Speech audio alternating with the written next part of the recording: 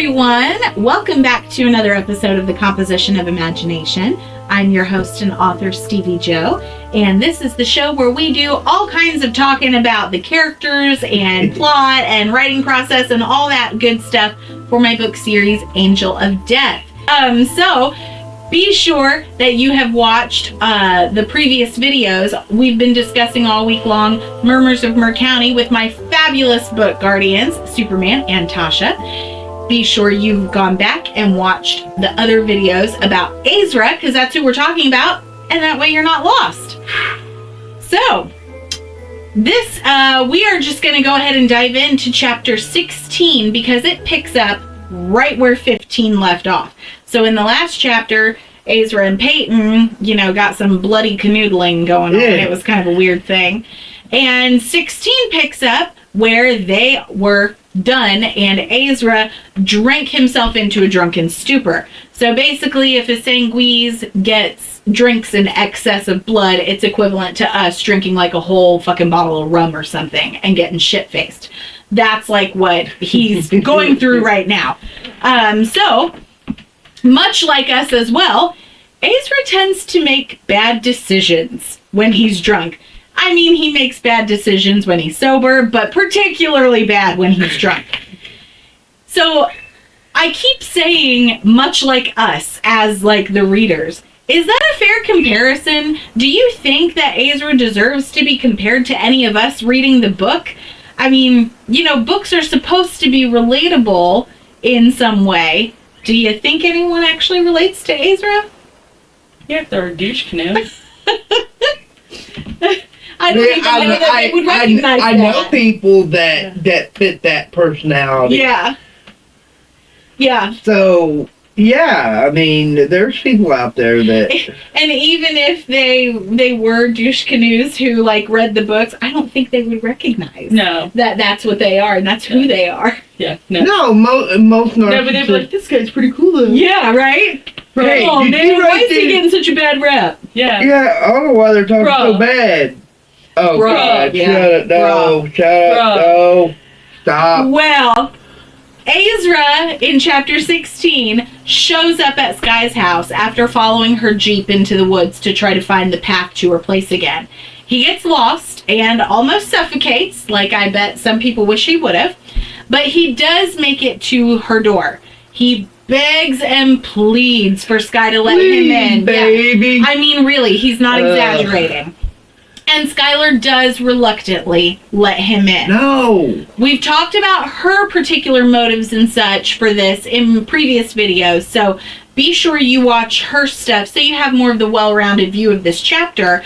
But right now, let's talk about Aezra's motives.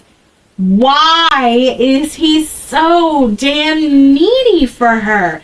He's just whining and shit to be let in. Why is he doing that? He's got to have that lifeblood. He's got to have it. And so now he's as desperate can be. So almost. Sky, let me in. Please, baby. I love you. Yeah. No? He's familiar to him. Okay. So, yeah, he's gonna go there because that's... Oh, familiars? Yeah. Okay. All right. I still say it's because of the lifeblood, because he knows what she has and wants it for himself. And, and as much as he stayed away in that drunken stupor, what are you going to do? You're going to make a bad choice. So he sits there and desperately, oh, baby, I love you. I know I made a mistake. I would say that he's totally giving off Tommy Wiseau vibes right now with, you're tearing me apart, Skylar. But that gives Tommy Wiseau a bad name. Yeah. And I don't think I want to do that because I do enjoy The Room quite a bit. But it made me laugh thinking about it. So I just had to put it out there. When Skylar does let Aezra in, he's banished to the couch so that she can draw his blood. He's not allowed to walk around and stuff. She's like, go, lay there. Of course, Aezra gets belligerent when Ava and Skylar, because Ava's staying the night at Skylar's house, he gets belligerent when Ava and Sky start talking about Eli. According to Aezra, Eli is hiding things from Sky, and Aezra can tell her exactly what those things are. And I'm like, do it then. Well, that's my question. Do you really think he can? Or is he just trying to get a rise out of He's her? just trying to get a rise out of him. Yeah, he could barely find his own 2 goddamn feet, let alone. Well, okay, here's Sorry, the next I'm not going question. super deep with this. I mean, the guy's not that deep of a character. Here's the next Actually, deeper question. than you realize. What if Sky would have said, yeah, okay, you know something about him? Go ahead, lay it on me. What do you think he would have revealed? And do you think that it would have been true? Oh no, it would have been. He would have laid it on thick. So it was some kind of thick falsehood. It might have had nuggets of truth in it, but overall, she has to figure it out. Yeah, she's got to figure it out. I think he would tell the truth, but... Yeah? You really think he'd tell the truth? Well, no, drunken words are sober thoughts. And so... Okay, fair enough. Here's kind of piggybacking off of that. Do you think that he would have purposefully and intentionally told the truth to her, knowing that she probably would never believe him? Probably. Because of their past. But like I said, he can't find his own feet, let alone Yeah. form a sentence. Yeah. Said that alcohol is like the ultimate truth serum. Yeah. Because a lot of times, whatever you don't talk about and stuff, depending on what kind of inhibitions. it depends on what level of hammered you're at. Yeah. And it also feels like what mood you're into. Yeah. Yeah. Because there's What your mind sometimes state is. that you could sit there, get drunk, not say a word, and then other times you can sit there and tell them the code to get into Fort Knox. Yeah. That's valid. I think it depends on what you're drinking, your environment. And clearly And he everything else. is kind of Is like and your maxed mindset. out. Yeah. You know what I mean? And his mindset is that of desperation. I missed her. Like, I need that lifeblood. Yeah. I don't care what I have to do. I have to have it. And I'm wondering if she were just like, all right, here, feed for me. Yeah. If it would have even been, like, worth it. Because it's almost like that's the only reason why he's coming around, because it's that I have something you can't have. Yeah. And if he Type finally thing. gets it, Yeah. like, will Is it go away? Like, Yeah. Is he going to be... I don't know. what if it's super anticlimactic and he's Yeah, like, oh, this is it? Yeah. Oh, Like, idle hands. Yeah. At the end, where it was like, that's it? Like, Yeah. no, like, I just, like, I'm glad everybody's okay and all, but Yeah. really? Yep. So, well, right now, it doesn't matter what he would have said or all that stuff because Aezra can't behave himself. And so he never gets the chance to confess anything or whatever. He actually tries to seduce Sky, like in days of old, Shocker. by shocker, by sliding his hand up her thigh. And, you know, he's hoping that his old tricks will still have some kind of power over her, is basically what's happening. Much to his surprise, Sky fights back because she is a changed woman from this last year. Yeah. And she encompasses him in vines that just appear out of nowhere from what look like the floorboards of her house. And Ava helps shove him out the door, you know, with a good lichen kick in the ass. And he tries, when he's like being forced out, he tries to tell Sky that he misses her so much. But she quickly tells him, funny, I don't feel the same way about you. And just shuts him out. So what do you think this event in particular has done to Aezra? Has it laid the groundwork for kind of a realization that he needs to change tactics or something else? No. It didn't do anything. Except hurt that pride of his. Oh, his that he got thrown out of a house. Poor baby. How will he go on? Yeah. Oh, sweet, CJ. Yeah, exactly. Well, maybe. So, Blessed Implosion, 5th in the Angel of Death series, now available at steviejoauthor.com. Join me in July at the Imaginarium, where I'll be a first-time panelist.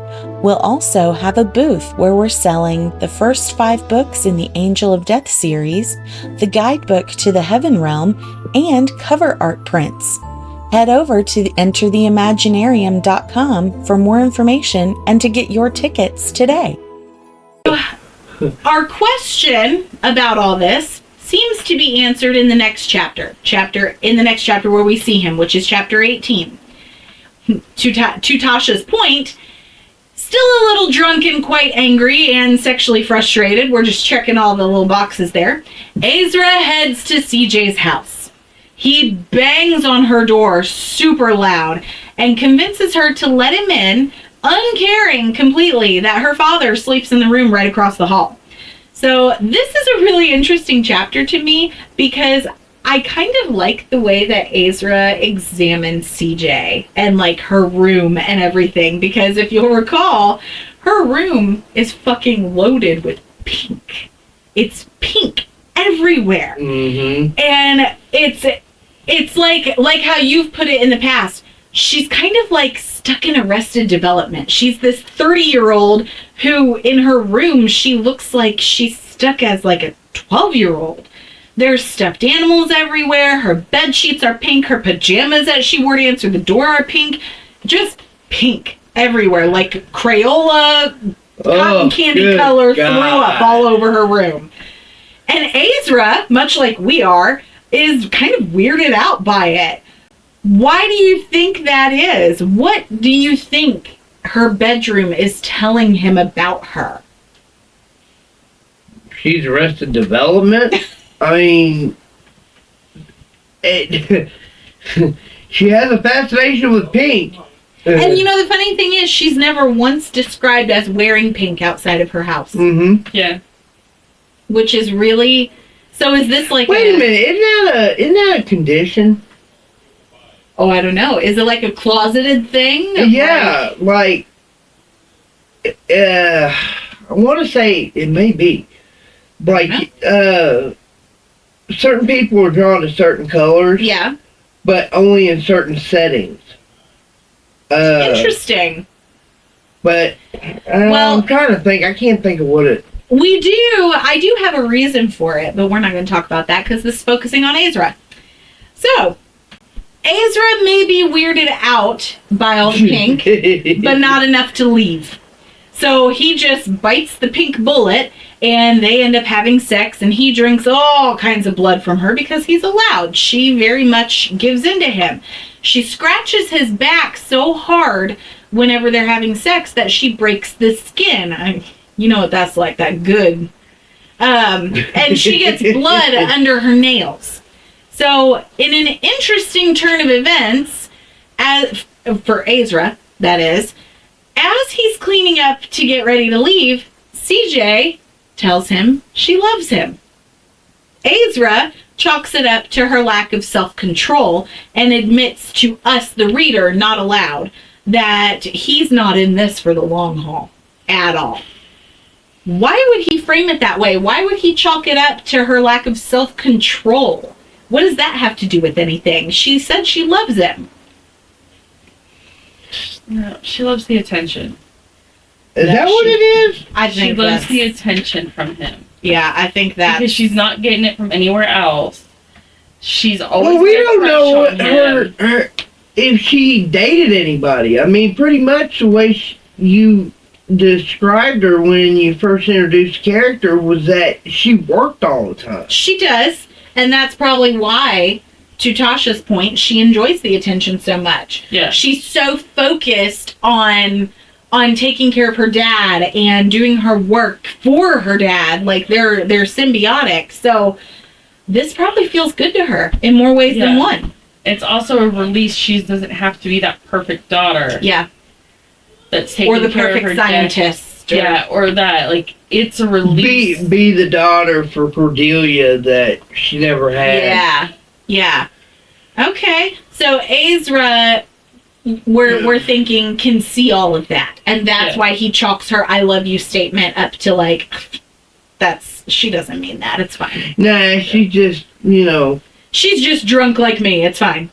Like, she means it because, like I said, that she's not used to getting that. Yeah. And she's getting that